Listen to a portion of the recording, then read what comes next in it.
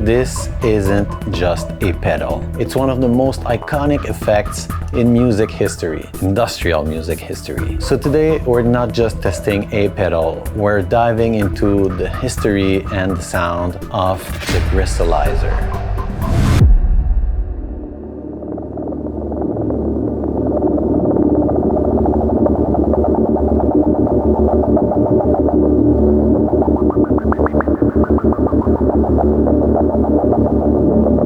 Being born in the late 80s, I grew up on 90s industrial, like KMFDM, Ministry, Frontline Assembly. While I've always been aware of early industrial pioneers, I've never explored their work as deeply as some older fans have. Throbbing Gristle is a perfect example. They're widely regarded as the pioneers of industrial music, and although I know just how influential they were, I'm not super familiar with their work. When I bought this pedal, I honestly didn't know much about it.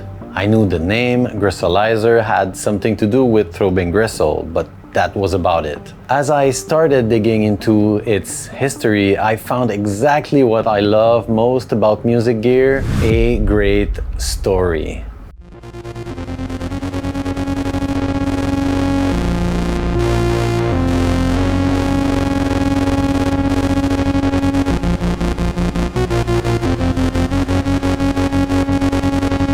The Gristalizer was an analog effects unit used by industrial experimental band Throbbing Gristle throughout the late 70s and early 80s. The original unit, and even the name itself, was created by Chris Carter, a member of the band. What's interesting is that the Gristalizer wasn't built completely from scratch. It was based on a DIY electronics project designed by Roy Gwynn and published in the July 1975 issue of Practical Electronics magazine under the name GEP, short for Guitar Effects Pedal. The Gristalizer came out of an article in Practical Electronics called The Guitar Effects Pedal, which was written by a 15-year-old. That was me. I did that. I got paid by Practical Electronics, thank you very much, and then I kind of forgot about it. Moved on to other things. I was interested in synthesizers. Back in the 70s, Roy Gwynn's design was even sold in the UK as a kit that included the circuit board and components. Chris Carter took that design, modified it, expanded on it, and turned it into what would eventually become the legendary Gristalizer. So Chris Carter of Throbbing Gristle saw that Phonasonics were making kits of them. They were advertised in the back of Practical Electronics, and he made a dozen of them and he used them in his band. He brought the bias control for the FET out to the front panel. I'd left it as a preset, but that was a very, very good move because it's an important control. And he called it the Gristalizer. Chris has never hidden the origin of the circuit, and for several years he even made the schematics available on his website for anyone to study. While the Gristalizer was based on Roy Gwynn's original design, Carter added his own modifications, created an entirely new enclosure, and hand-built a small number of units for himself, Throbbing Gristle, and a handful of friends. In total, it's believed that only around a dozen original Gristalizers were ever made. You can hear the Gristalizer in several Throbbing Gristle tracks, including Hamburger Lady. One of the most recognizable examples is the vocal, where the Gristalizer's signature tremolo effect can be clearly heard modulating the voice. But first, the worst was the Hamburger Lady. No arms, no legs, burned from the waist up. Over the years, several Gristalizers inspired clones and emulations have been released. One example is the Industrializer, a multi-effect plugin for Reason. More recently, an official Eurorack version of the Gristalizer was developed by Future Sound Systems in collaboration with Chris Carter and Roy Gwynn.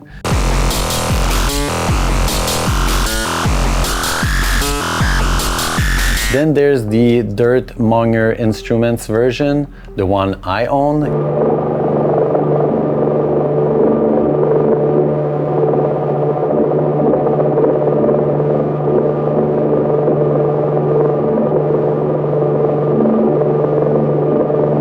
Keeping things simple, the Gristalizer is essentially built around a low-frequency oscillator with multiple waveform options that can modulate either a tremolo circuit, VCA, or bandpass filter, VCF. Depending on the settings, it can produce everything from classic tremolo and auto-wah effects to ring modulation and all sorts of broken sounding texture.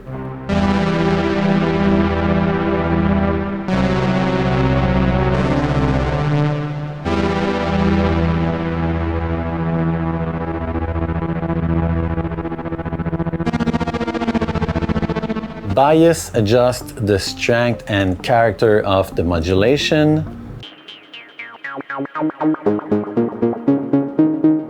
Depth controls how much of the effect is applied to your signal.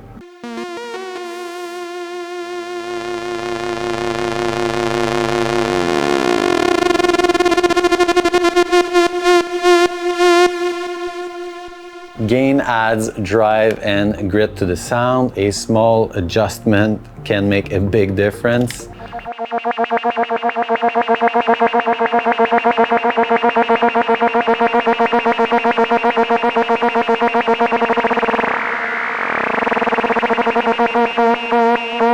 Level controls the overall output volumes. Speed sets how fast the modulation moves.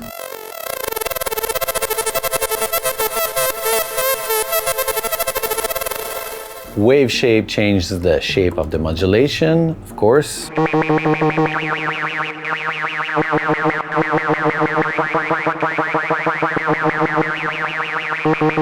VCA creates a tremolo effect by changing the volume up and down, and VCA creates a filter effect.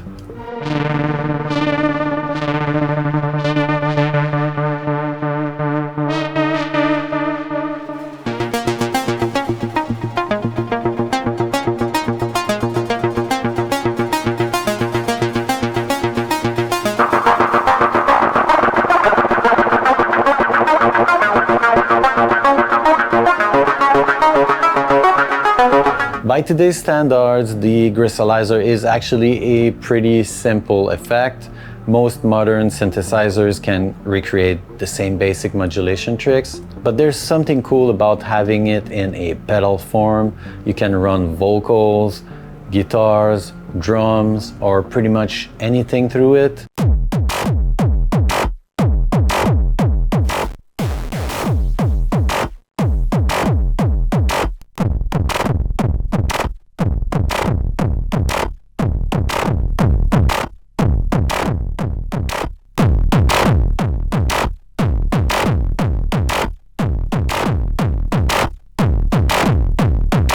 That said, my favorite way to use it is on synths, of course. Let's hear it with some different synthesizers.